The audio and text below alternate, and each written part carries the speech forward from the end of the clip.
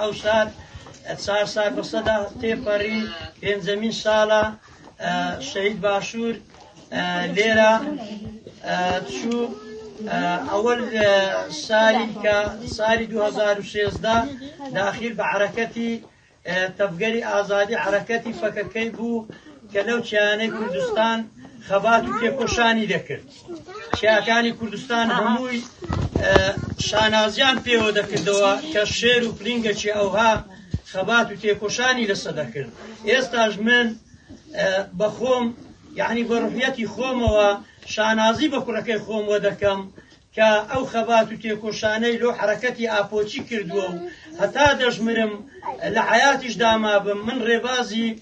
کوڕەکەی خۆم بەرنادەم هەر لەسەر خەبات و تێکۆشان و ڕێبازی ویش دەبم. چەند جاریش داوام لە هەڤاڵان کردیە و لە هاوسەنگەرەکانی وی و لە هەڤاڵەکانی وی گوتیتم من لێ ناگەڕێم چەکی وی لە عەرد بمینێ چەکەکەی هەر دەگرم و دێمە شاخ خەبات و تێکۆشان دەکەم. بەس عیب هەڤاڵەکانی دەرێن دیارە ئەتوو ئێمە بە کوڕی خۆت دانانەی ئێمە بە شەهید باشوور دانانەی ئەمە وا خەبات دەکەین لە جێگاوی. ئێستاش هەتا ڕۆحم مابی و هەتا هەناسەم بێتن خەبات و تێکۆشانی وی بەرنادەم و لە خەباتدا بەردەوام دەبم و